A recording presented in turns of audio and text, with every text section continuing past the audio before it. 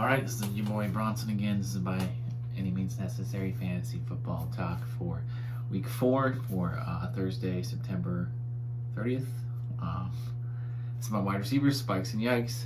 I opted not to go to the movies because the showtime, there's only one showtime because this movie's been out for a couple of weeks now, so they're probably kind of phasing it out.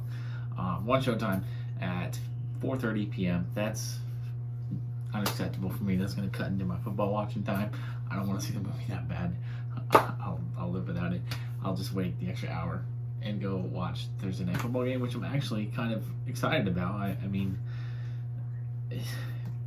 on paper, it's not two very exciting games, but I want to see if Urban Meyer's figured this NFL thing out. I want to see if James Robinson's going to, show what he did last week, or if he's going to go back to being irrelevant. I want to see how the Bengals, pass catchers look. I want to see if Joe Mixon's going to have a good day. I want to see the Bengals defense.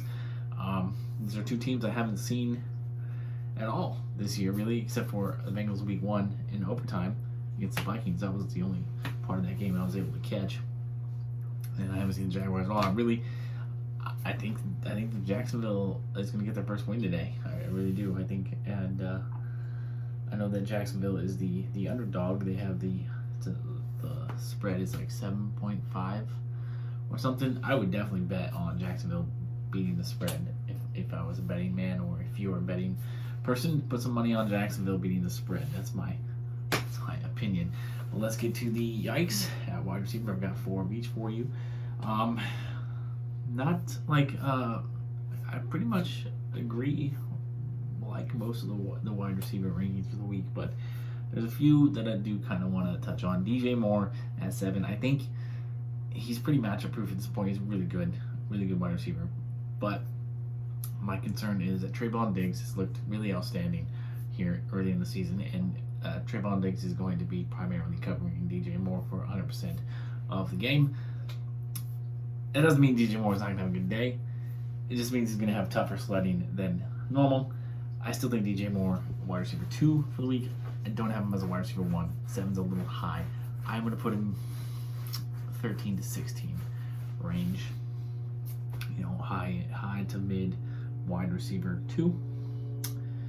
Next, DeAndre Hopkins sitting at 13. He was a decoy pretty much last week. The fact that he played it all was, surprising to me. But the production, or the lack of production, was not surprising to me. And I don't know if he's fully healthy this week. I know that he's very talented. He's the kind of guy who could beat Jalen Ramsey. For instance, Jalen Ramsey is the corner he's going to see in this matchup. Jalen Ramsey might be the best corner in football, so you have to be wary of any wide receiver who's going against a guy like that. But in DeAndre Hopkins' case, I think if you look at the stats throughout their career against each other, Hopkins has held his own just fine, but the fact that he's injured, still questionable, didn't look good last week, going against Jalen Ramsey and a tough Rams defense. I'm going to have DeAndre Hopkins in more of the low-end wide receiver 2, because, you can't really drop him too far, but having him as a high-end wide receiver 2, I've got him as a low-end wide receiver 2.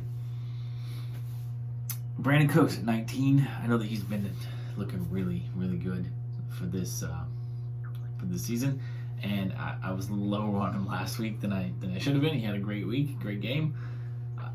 Again, I think Cooks is going to be fine. He's going to be productive enough for you, but I'd have him more as flex, mid flex, like 20 wide receiver 23 to 26.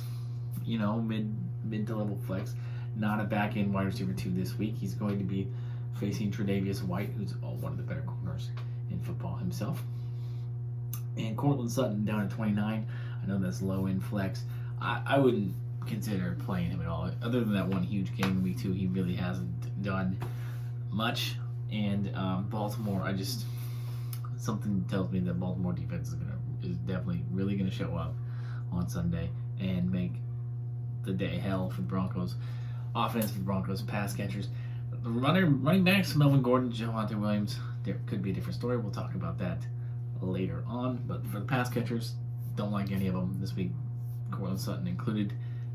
He's on my bench today, not even considering him in the flex. For my wide receiver spikes, starting with Terry McLaurin at 17. Like I said I believe it was last week, Terry McLaurin is matchup proof. He's proven that. He deserves to be a weekly wide receiver 2 at the minimum, maybe even a wide receiver 1. And going against the Falcons corners, I know A.J. Terrell has some potential, but he's young, prone to mistakes. Terry McLaurin's going to have his way with him. Terry McLaurin, for me, wide receiver 1 this week. Not 17. 17's a little low. Some guys outside the top 20 who could play their way into the top 20. Marvin Jones, a couple of guys in tonight's game, too, by the way, so hopefully you catch this before game time.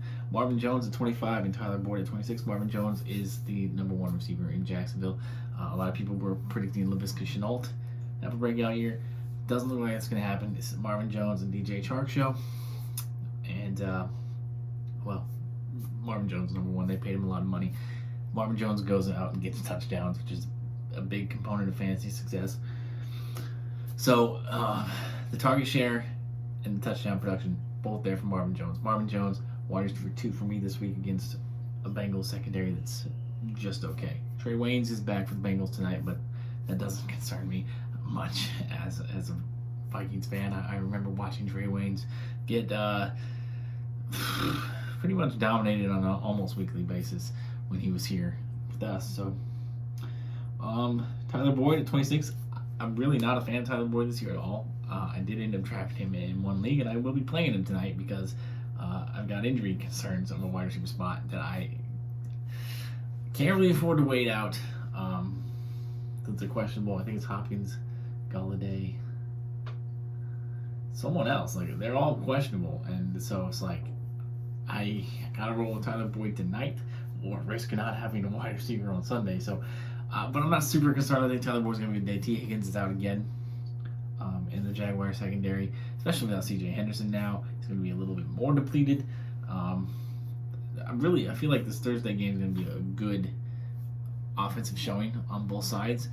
So getting as many shares of the players in this game as you can, not a bad idea. Tyler Boyd, I don't know if I'm gonna put him in the top 20 conversation, but he's definitely high in flex, maybe 20. Probably I'm putting him at 20. I think. This is just arbitrary. I don't actually do the rankings on a weekly basis. That would require a little bit too much more work than I want to do. I just go through and pick the things, the few predictions I disagree with. So, and Tyler Boyd is one of them. I think Tyler Boyd could be a wide receiver 2 this week. And lastly, I'm not real confident in this pick, but Robbie Anderson has looked terrible this year. I think Sam Darnold has a grudge against him for their time together in New York. How Robbie Anderson, even though Robbie Anderson was really the only weapon Sam Darnold ever really truly had with the Jets, Robbie Anderson reminds him of bad times. So Sam Darnold is holding a grudge and ignoring Robbie Anderson because he doesn't want to be reminded of bad times in New York. That's very possible. It's just a theory that I have. But if Robbie Anderson is going to have a good day and turn it around, it's going to be in week 4 against the Cowboys. DJ Moore, as was mentioned earlier in the video, is going to see Trayvon Diggs almost exclusively 100% of the time. That means Robbie Anderson is going to get the weaker of the Dallas corners. And I do think the Panthers are going to be throwing the ball a lot more than normal because they do not have Christian McCaffrey to run the ball. So it's going to be a big day for Sam Darnold through the air. Robbie Anderson, in my opinion, should maybe not be the primary beneficiary. I think that's still going to be DJ Moore, no matter how tough of an opponent Trayvon Diggs is. Robbie Anderson should benefit greatly from the matchup and the lack of Christian McCaffrey. If he does not, we very much need to move on from Robbie Anderson, drop him from our rosters. He's not ownable at this point. We're all kind of hoping that week 4 is that week for him, right? I think you and I know I am. You probably are. Let's have some faith. Robbie Anderson, wide receiver 41. I've got him in flex territory, 25 to 30. Low end, mid-level to low end flex, just because of the lack of production so far. The matchup is juicy. So that's my wide receivers for you. I don't know if I'm going to get running backs done before kickoff. I'll try. I guess I could just do it after I finish this one, but yeah, that's it. Um, no, no stories to tell this time, and peace, love, nacho fries. I don't know. I think I might have to cut all that crap out.